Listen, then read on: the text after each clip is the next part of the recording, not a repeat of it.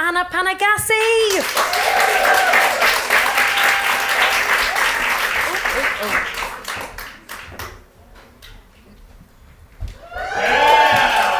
Oh, you like me. You really like me. Yeah, first of all, a little bit of housekeeping. That's always good with scientists because it feels like on Congress or something. So, first of all, this is the last Bright Club of the year, last act of the year. And I want you guys to put your hands together and stomp in feet and make a lot of noise for Enya and Jessamine, please.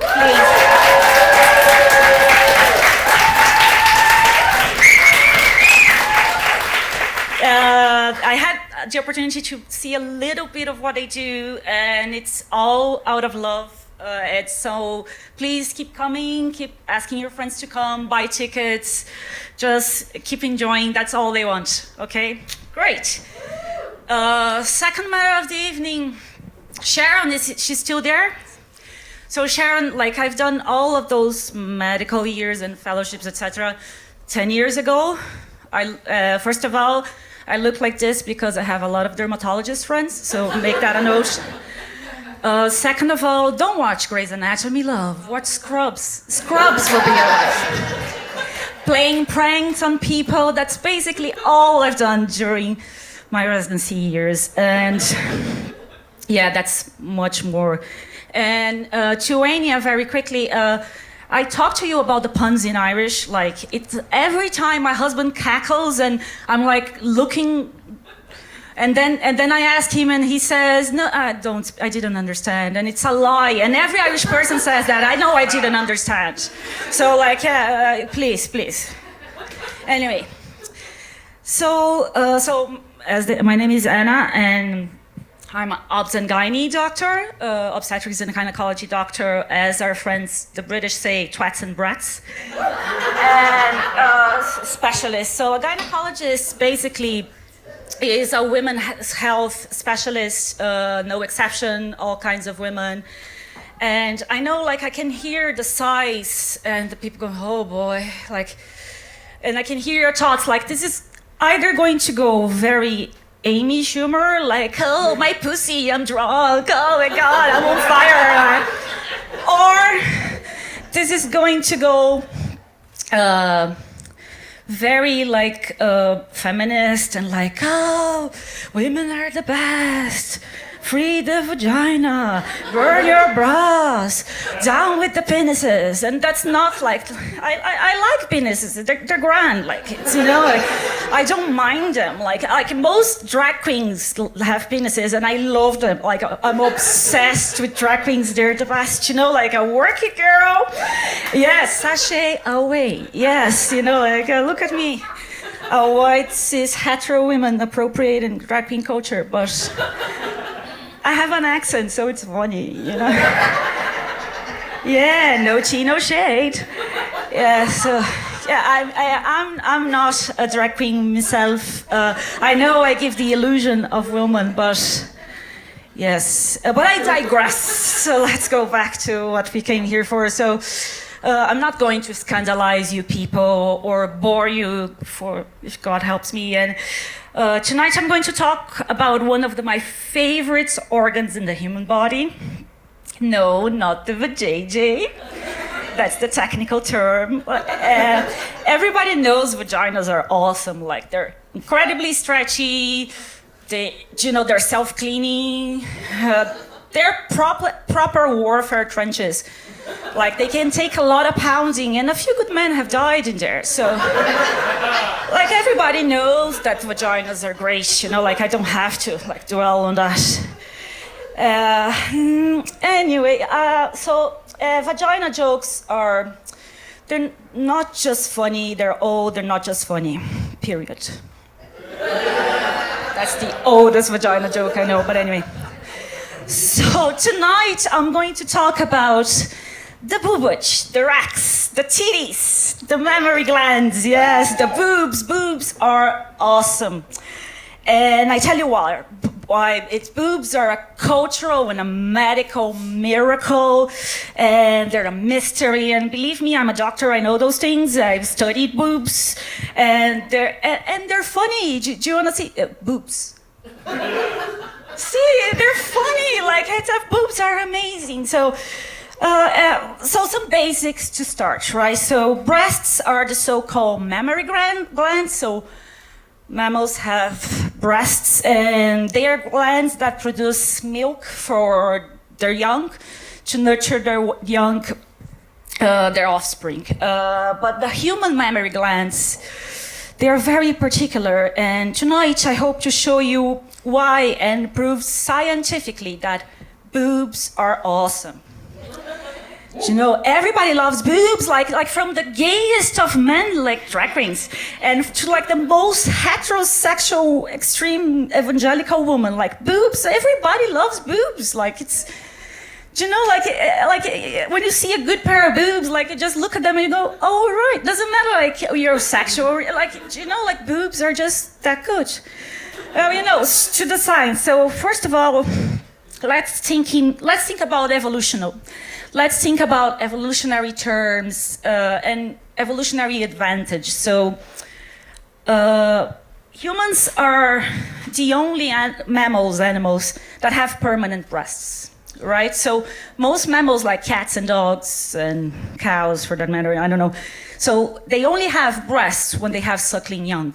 So the breasts are a sign that that particular animal is probably infertile, and they're going to scat away all the thirsty males and stuff. So if you think about it, humans have permanent breasts. So the breasts lose that function of indicating fertility because they have breasts all the time. And also, like, they don't give any size of, like, any idea of size of milk production. Like, they're not, you know, like, they don't have the same function as the mammals. So let's think about it. Like, what do you think makes a boob attractive to a male? Like, in evolutionary terms, like, you know, like, so first of all, you have to have two, preferably. And more than that, they have to be symmetrical. So that's, humans have a different take on the boobs. And so they have to have two, they have to be symmetrical. And if you're American, crazy sizes help, I don't know. So it's more or less like that as it goes. And more than that, human breasts are sexual organs, and human nipples are erogenous zones. Sharon, are you taking notes? That can be on your obs and gynae test. So you can have nipple orgasms. Look at that science. Amazing! I'll send you guys the white paper. So, you know, like, breasts are very different, and all that and so much more makes breasts for humans very confusing. So, come here to tell you, when you were a baby, when you came crawling out of your mammy, someone picked you up and put you in your mammy's breast, and you went to town on those suckers. Literally, I'm not even kidding. And look at your mummies without a bra now. Your mammies without a bra now. See? Boobies are very confusing. So I'm going to stop now and do a parenthesis. So you guys have to take this with a pinch of salt because I'm Brazilian. Maybe half a kilo of salt.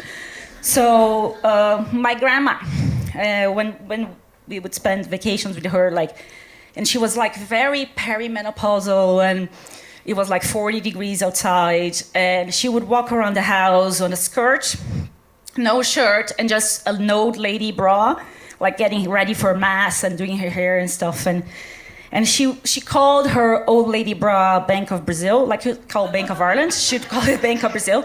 And so she would stuff the bra. So first she would put a rosary in. We were very Catholic as well. So she would put a rosary, and then she would put some rue. Rue is a herb that we use to bless children in Brazil. So she puts a rue, and then she would put some banknotes, no coins. And then she would put her checkbook. And usually she would put like a piece of paper with a phone that she had to call, or a prayer or something like that. And then I remember she would run after us, and she would like hug us with those big sweaty motorboatable boobs, you know, like, and it was the best thing. Like, there's no more love than that, than your grandma like hugging you, you know, like. So yeah, I always have to tell people that, like, boobs are very confusing. They're very confusing. Like, there's nothing better than grandma boobs, like, very unsexy, but nonetheless entertaining. Like, it's, yeah. but like boobs. But boobs are also a very important cultural reference. So do an exercise. So think of Greek Roman statues.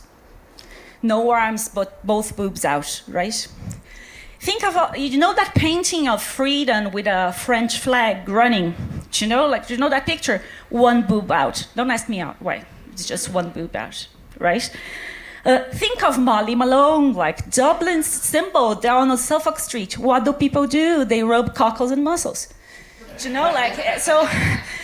know, so think of the beginning of the 20th century, like Downton Abbey, Gibson girls, those girls on bottles and stuff, and people so they had high neck shirts and big boobs and small waists and that big butt with the skirt, and then comes World War I, and you have the flappers after the war, so you have women with those dresses very Great Gatsby, so very flat and short hair is very boyish. And then in the 30s, boobies are making a comeback. And then comes the Second World War.